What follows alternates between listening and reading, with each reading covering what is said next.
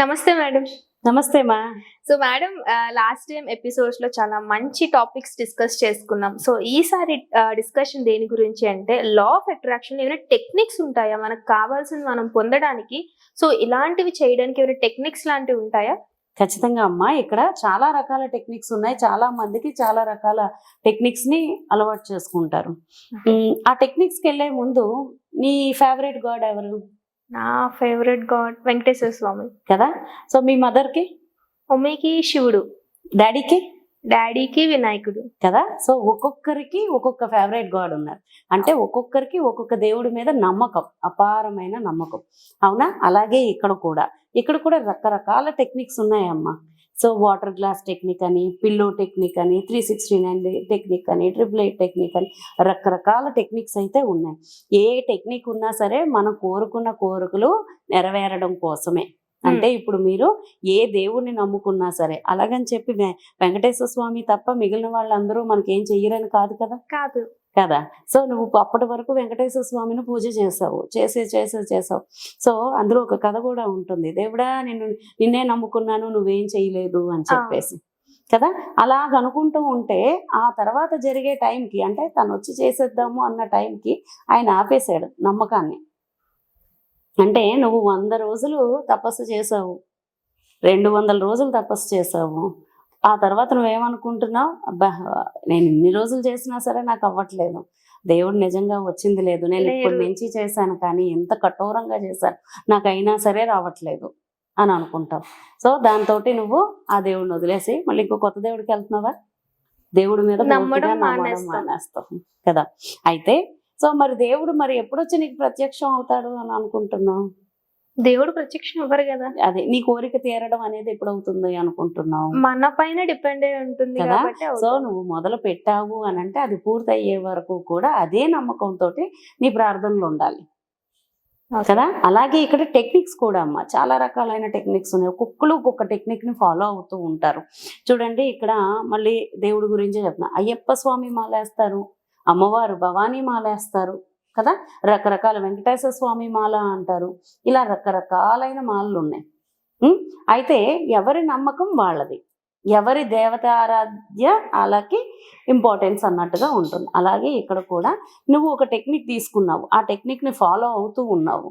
ఆ ఫాలో అవుతూ ఉన్నప్పుడు నీకు లా ఆఫ్ అట్రాక్షన్లో, అంటే మనం అనుకుంటున్నట్టుగా యూనివర్స్కి మీరు ఒక ఇన్ఫర్మేషన్ ఇస్తున్నారు. దానికి మీరు అనుకున్న దానికి మార్గాలు చూపిస్తుంది యూనివర్స్. డైరెక్ట్గా వచ్చి నీకు ఏది జరగదు. సో మార్గం చూపెడుతుంది, ఒక ఆపర్చునిటీని చూపెడుతుంది. ఆ ఆపర్చునిటీని నువ్వు యాక్షన్లోకి మార్చుకోగలగాలి. యాక్షన్లోకి మార్చుకున్నప్పుడు నువ్వు అదే అనుకున్నది జరుగుతుంది. నువ్వు ఓన్లీ టెక్నిక్స్ ఫాలో అవ్వడం వల్ల, ఇలా చేస్తూ ఉండటం వల్ల మాత్రం పూర్తిగా ఎటువంటి ఫలితము ఉండదు. సో ఇలాంటి టెక్నిక్స్ ఇదే ఫాలో అవ్వాలా, ఇది ఫాలో అవుతేనే ఇలాగా ఖచ్చితంగా జరుగుతుందా అనేది అయితే ఎక్కడా లేదు. నీ నమ్మకం ఏంటి అనే దాని మీద ఆధారపడి ఉంటుంది. సో ఇప్పుడు వాటర్ గ్లాస్ టెక్నిక్ అంటారు. ఒక గ్లాస్ వాటర్ తీసుకుని, సో దాన్ని నిండుగా పెట్టుకుని, దాన్ని ముందు చేత్తో పట్టుకుని, దాన్ని మనం మనస్ఫూర్తిగా యూనివర్స్కి థ్యాంక్స్ చెప్తూ రిసీవింగ్, మన కోరికను ముందు చెప్పినట్టుగా ఆస్క్, తర్వాత దాన్ని రిసీవింగ్లో తీసుకుని దాన్ని మనం గుట్టక వేస్తూ నెమ్మదిగా తాగుతూ నీ కోరికనే అక్కడ ఆ వాటర్లోకి ఇన్కలికేట్ చేస్తాం. సో దాన్ని నువ్వు థ్యాంక్ యూ, నేను ఇది తీసుకుంటున్నాను అనే భావనతోటి నువ్వు ఆ థ్యాంక్ యూ చెప్పుకుంటూ ఆ వాటర్ని మింగుతూ ఉన్నావు. అది కూడా నెమ్మదిగా ప్రతిసారి కూడా నువ్వు దాన్ని, నీ కోరికని నెరవేర్చినందుకు థ్యాంక్ యూ అని చెప్పుకుంటూ ఉన్నా.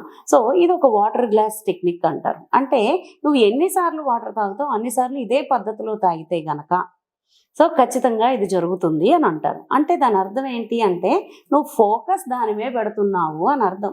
నువ్వు ఎన్నిసార్లు మంచినీళ్ళు తాగితే అన్నిసార్లు ఫోకస్ దాని మీద పెడుతున్నావు అని. ఓకే. ఈ ప్రాసెస్లో నువ్వు ఏదైతే మనం మొదటి నుంచి అనుకుంటున్నామో, లక్ష్యం ఎటువైపు ఉందో అటువైపు నీ గనక ఫోకస్ చేస్తే దానికి తగ్గ ఆపర్చునిటీస్ వస్తాయి. ఆ ఆపర్చునిటీస్ని నువ్వు గ్రాప్ చేసుకుని యాక్షన్లోకి దిగాలి. ఓకే.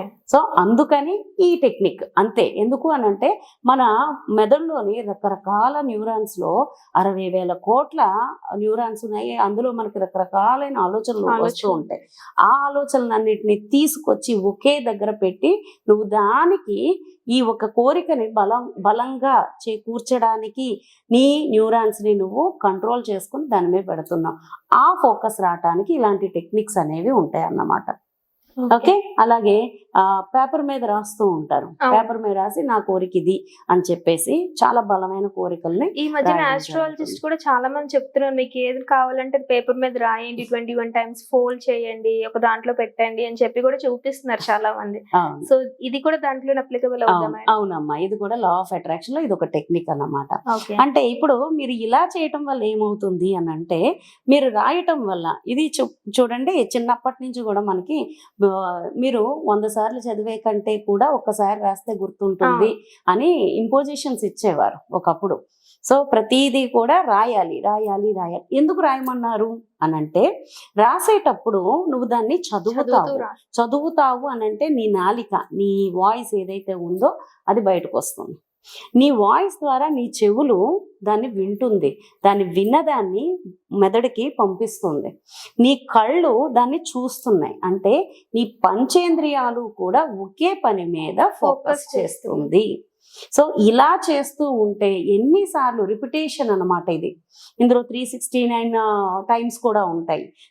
ఒక టెక్నిక్ ఉంటుంది అలాగా, 3 టైమ్స్ 6 టైమ్స్ 9 టైమ్స్ అని చెప్పేసి. ఓకే. ఇలాంటి టెక్నిక్స్ వల్ల ఏమవుతుందంటే, ఫోకస్ నువ్వు వేరే దగ్గరికి ఎటు వెళ్లకుండా, నీ ఆలోచనలు ఇంకెక్కడికి వెళ్లకుండా కట్టి పడేసే టెక్నిక్స్ ఇవన్నీ. సో ఈ టెక్నిక్స్ ఫాలో అవ్వటం వల్ల ఏమవుతుంది అని అంటే, నీ ఆలోచన పక్కకు వెళ్ళట్లేదు. నువ్వు ఇది చేస్తున్నావు కాబట్టి నువ్వు నమ్మకంతో చేస్తున్నావు. ఈ నమ్మకానికి ఈ యాక్షన్ అనేది తోడవుతుంది. దానివల్ల ఆపర్చునిటీస్ వస్తాయి. ఆ ఆపర్చునిటీస్ని నువ్వు గ్రాప్ చేసుకుని యాక్షన్లోకి దిగాలి. ఓకే. సో ఈ అన్ని టెక్నిక్స్ కి మూలాధారం ఏదైతే ఉందో అదైతే నీ ఫోకస్ ని దాని మీద కంట్రోల్ గా పెట్టడానికి. అంతే తప్పించి ఈ టెక్నికే ఫాలో అవ్వండి అని ఎక్కడా లేదు. కొంతమంది 108 ప్రదక్షిణలు చేస్తామని అంటారు, కొంతమంది నడిచి కొండెక్కుతాము అంటారు, కొంతమంది గుండు చేయించుకుంటాం. అవునా? సో ఎవరి కన్వీనియంట్ తగ్గట్టు వాళ్ళు చేస్తూ ఉంటారు. ఆ విధంగా మనం చాలా రకాల టెక్నిక్స్ అయితే ఉన్నాయమ్మా ఇందులో. సో లా ఆఫ్ అప్లికేషన్స్ లో ఇన్ని ఉందంటే, ఒక మనిషి తను మౌల్డ్ చేసుకోవడానికి ఇన్ని రకాలుగా అప్లికబుల్ చేయడానికి లైఫ్ లో ఉన్నాయన్నమాట. So thank you madam, thank you so much. మళ్ళీ ఒక ఎపిసోడ్ లో మళ్ళీ కొత్త కాన్సెప్ట్ మళ్ళీ కలుద్దాం. Until then by.